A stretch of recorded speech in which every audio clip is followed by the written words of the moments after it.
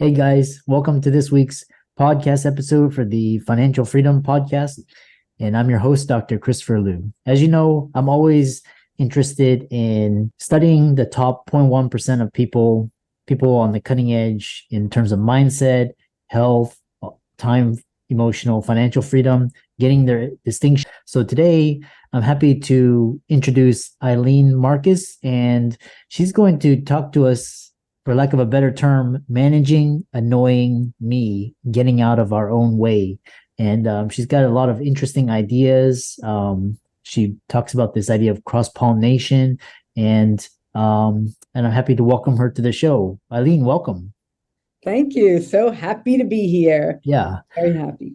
Yeah, I'm so happy to have you on the show, and I'm always interested in people on the doing different things and how we can apply it. So tell the audience your backstory, what you do, how you got started, and we'll get into it. Well, my backstory is that I grew up in one of those rough houses that I had to find a solution outside of the home. And for me, that was community and working, right? If I'm a babysitter, someone else is going to feed me and pay me, and I get to watch their TV without, my parents fighting in the background or ragging on me. And then it became like community groups where you showed up and they were happy to have you and they gave you dinner and you got involved and you were part of something. So I was always looking for a way to get out of my house. And that really led me to community. And I became a social worker to help others who had rough, situations. And through that, I really learned that financial freedom is the greatest gift we can give each other. And that's what led me to entrepreneurialism and to helping people show up as their best selves. Because even when people love us, when we are like me, I talk fast, I do a lot, I'm this, I'm that, it's very hard for people to really follow you and hook into you. So, I really got here. I worked in nonprofits, government. I have both, as I said, a social work degree and a master's. But the real thing is, I had a boss who went to jail for embezzlement. Now, Oh, for me, yeah, bad, worse, on the cover of like A1 of the Wall Street Journal, the New York Times, the Daily News, the Post. I was in New York at the time. So it was a huge public embarrassment. And uh-huh. what happened after that was I was collateral damage. I was fired, but I kept on getting jobs and I was making good money. I had a kid in college. I was working. But I realized I wasn't doing what I loved anymore. I was just following the money. And that was the real turnaround to how do I do what I love? How do I become an entrepreneur? And how do I lead this life that I'm responsible? And that led to managing annoying me. I had to get out of my own way to do that. Yeah. Yeah, I love that. Yeah, that's interesting. The Yeah, that's quite interesting. See, because you managed 10,000 people under Mayor Giuliani. I'm curious if their boss was the Elliot Spitzer was my was my next No, question. Elliot was a state employee. I knew Elliot well. It's sad, we like to think about in politics, right? That if you look at what some people did in the past compared to what's going on now, they should still be in office. They didn't do so bad with personal issues gone awry, a little crazy thinking. But I know Rudy Giuliani was my boss, and there's a lot of debate because he's on the cover of my first book, Managing Annoying People, and a lot of people say I would never read a book with him on it. And I Uh-huh. always say, there was a time he was the mayor of New York. If you know anything about New York City, he turned that city around. People didn't want to come in. You couldn't, be at stoplight without squeegee men and feeling fearful. And I was part of that turnaround. So before Rudy, I managed, a few volunteers, some interns, some policy people, and I was doing the policy work for him, the policy wonk. I'm a data policy wonk girl. And it wasn't happening, right? One of his priorities was to reduce welfare because that increases the health of the city. And he said, you got to go over to the agency and say, I don't want to leave City Hall. I want to be a special assistant to the mayor. And he's like, I'll make you a deputy commissioner. Go over there and do it from there. So I went from managing like 3 people to managing 10,000 people. And Yeah. I will tell you, that guy, Rudy Giuliani, he supported me. He helped me to learn how to be a manager, gave me all the tools. One of my quotes from my company is align your mission, vision, and goals. And he showed me how to line that up to do that.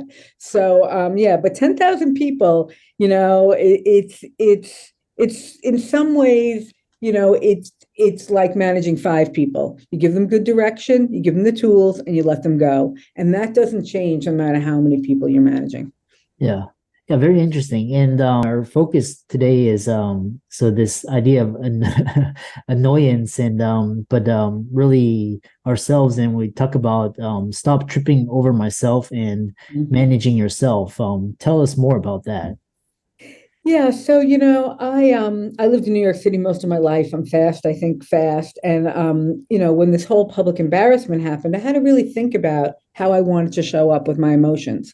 And I showed up really differently. I didn't want to be bad mouthing my old boss. I didn't want to be doing those things. And that's how we take the bait, right? When it's important to us, when we're hurt, when we don't feel that we were heard or right or appreciated. And I had to really learn how to zip the lip. And for me, and I think a lot of people like me who are well educated, have a specialty, doctors who are helping people, saving lives, we believe we should say whatever we think. But that is not so. So I had to really learn how to show up differently in a way that people could hear me. And I call it managing annoying me because it's my own emotions and it's the way that my emotions show up. Yeah. Were you ever in a situation where, everybody's discussing something, and even if you're the boss, you say something and people are like, whatever, and 2 minutes later, someone else says the exact same thing and everyone hears them? Do you know what I'm talking about? And says, great idea. And you're like, wait, that is the quintessential essence of managing annoying me. Why wasn't I heard? Why aren't I recognized? Why aren't I getting what I want? And it's all about like our backstory and how we heal that to move forward, to be of service and to help others achieve what they want. Mm. I love this idea of because I've been reading this book. It's talking about managing emotions, and it's talking about suppressing emotions versus constructive, like using your emotions constructively and bringing them out. And you talk about this idea where feelings, not dealing with them, can get in the way. What are the risks? A suppression, or you ignore it, of not dealing with yourself. Right. So first of all, we know that feelings are information, right? And sometimes feelings are true, right? Remember the old phrase, just because you think everyone's following you doesn't mean they're not, if you're paranoid. But feelings come from our past experiences. So if you had something, I call them reminders or mirrors, you had a mother or a father or a first grade teacher or someone that treated you in a certain way, and it was not a good experience. When that person shows up in the workplace or in a committee, or in your life, you're going to have the same reaction. Now you're a grown person with a degree and a checking account, right? And you're going to think, oh, I can manage them. But you are still coming to it with all of that childhood, I call it hysterical, historical trauma and feelings.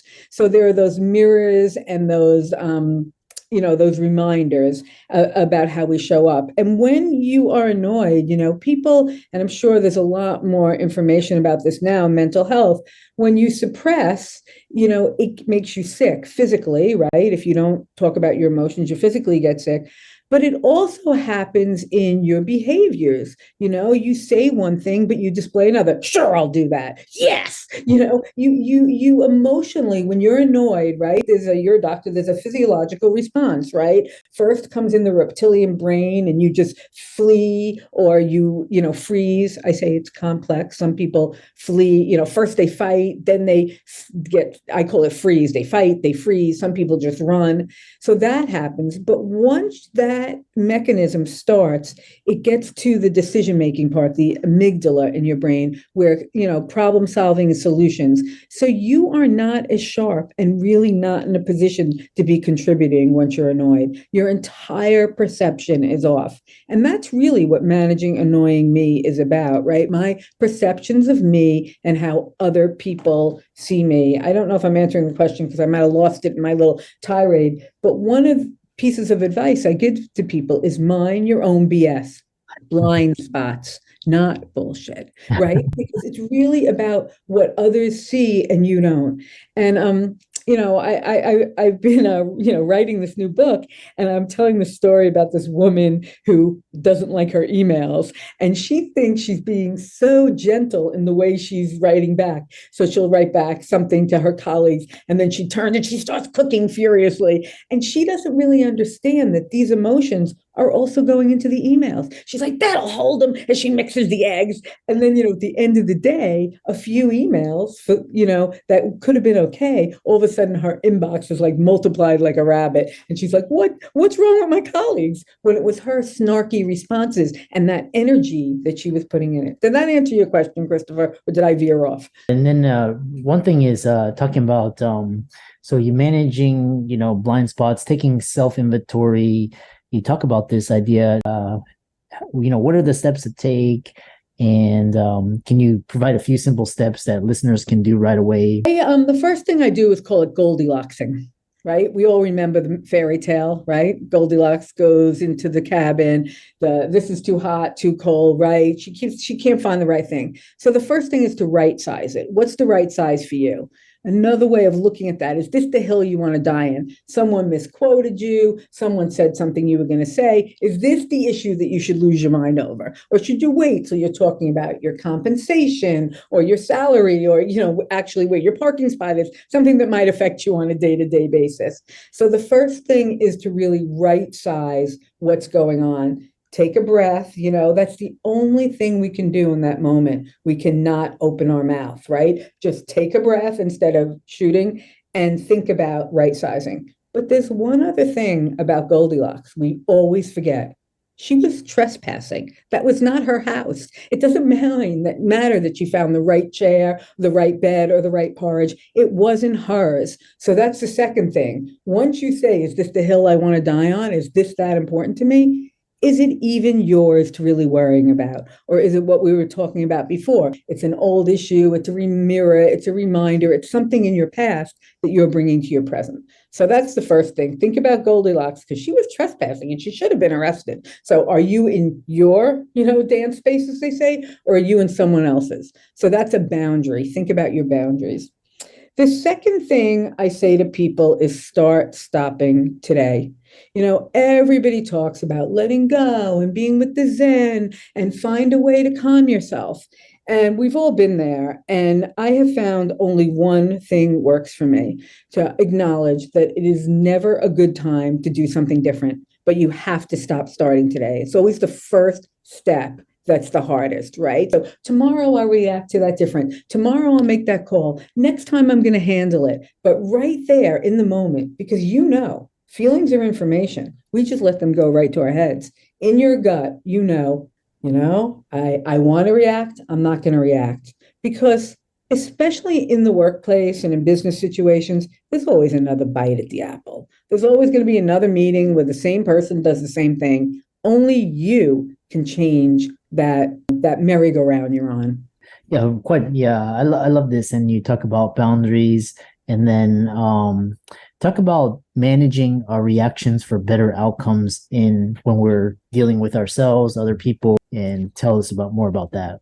Yeah. So what happens, when we don't manage our outcomes, or we don't better manage, is, especially if we're the leader in the situation, we think rolling our eyes is okay, or making a snarky comment. But pretty soon you lose your team and your colleagues' trust. They might think it's funny at first. They might say, oh, this woman's got a sense of humor. But pretty soon they realize you can turn on them as quickly as you just turned on whoever it was. So the idea is that we want to grow our sphere of influence. We want to, under any and all conditions, be that person who is looked to as older and wiser, the voice of reason, that is the person who is critical to have in the room. And while we are worrying about our own behavior and looking crazy and feeling crazy, we are not being productive. We are not bringing our A game, and we are definitely not inspiring trust and, around us.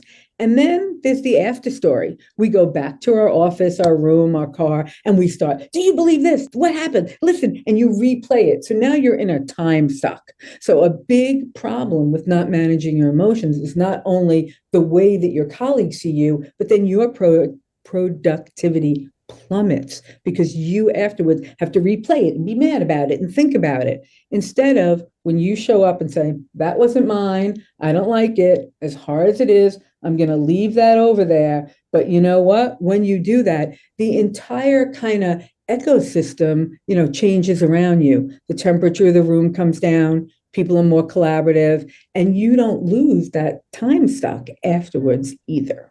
One thing is with high achieving performers, sometimes you don't feel like you belong, and there's this thing called imposter syndrome versus overconfidence. I know you have some thoughts about that to share with the audience. Yeah, I work with a lot of entrepreneurs and we discuss a lot like, who am I to have this idea? And there's that balance between, nothing could go wrong, which now they call like positive optimism or something. There's a term for that. Like nothing could go wrong or I'll never be good enough.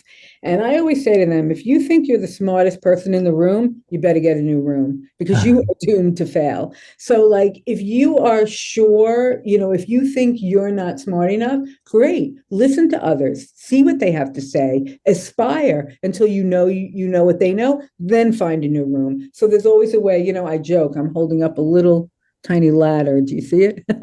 Say, we're climbing up the ladder. If you think you're the smartest person in the room and you know what's going on and everybody else doesn't, climb down a rung. I literally use this with people I coach to say, where are you in the ladder? And often it's like the monkey bars. I'm holding it sideways now. We are just holding on. And if you want to get to the next step, you gotta let go. So, it's really about that concept of, how tight are you holding on and what do you want? And how do you go from thinking I know it all or I don't? Because on a ladder, you need balance, you need trust, and you need stability. When the ladder shakes, it's not the wall that's shaking, it's you that's shaking. So imposter syndrome is, it holds people back. And it really, once again, like your feelings that are information, imposter syndrome is a feeling. I'm not good enough. Everyone else knows more.